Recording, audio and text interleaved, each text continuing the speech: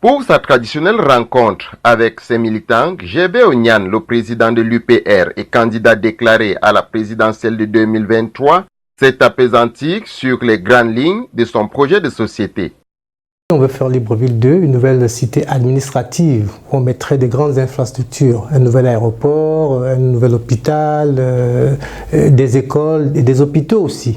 Et l'une des particularités, c'est qu'on voudrait, dans la zone de Kango, comme on a dit, de par son importance géostratégique, on voudrait faire de Kango un nouveau grand carrefour. Dans ce grand carrefour, on insiste à vous dire qu'on veut faire un échange pluridirectionnel. À partir de Kango, on peut faire un grand carrefour qui permet d'aller de Kango vers Lambaréné, de Kango vers Libreville, de Kango vers Oyem en passant par la route de Medoune. Donc Kango redeviendrait ce centre où le nord et le sud du Gabon se rencontrent. C'est pourquoi on a prévu faire un grand marché national à Kango. Un grand marché national, c'est-à-dire Kango serait la zone où toute la production vivrière venant du nord du Gabon et du sud du Gabon serait concentrée.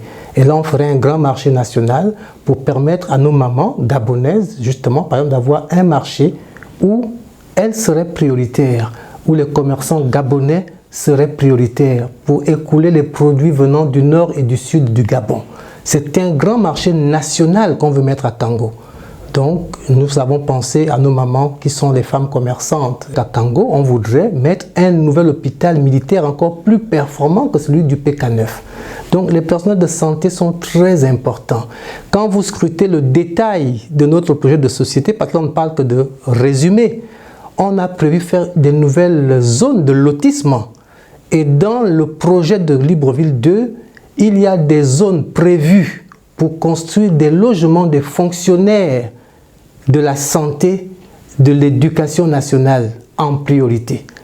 Les personnels de santé et d'éducation nationale seront prioritaires dans les lotissements que nous voulons mettre en place à Kango.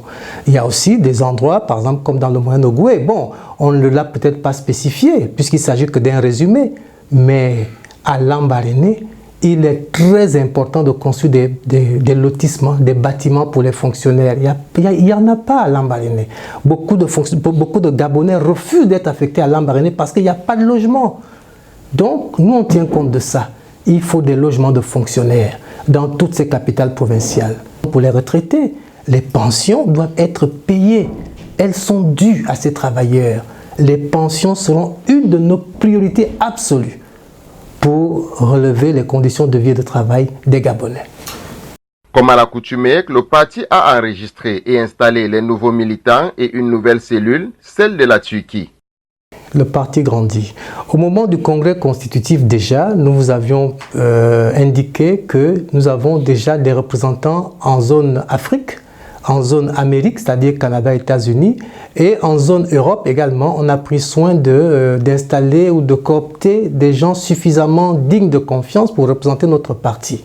Donc aujourd'hui, par exemple, au-delà de ceux qui sont déjà en France, nous avons installé le représentant de l'UPR en Turquie.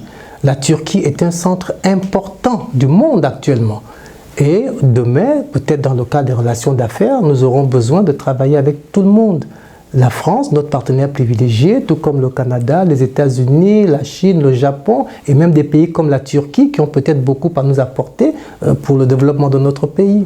On s'enrichit de son vécu. Vous avez vu, parmi les vice-présidents qui ont été installés, il y a M. Richard Soka, un frère et ami d'enfance. Nous avons grandi ensemble au Carrefour Léomba.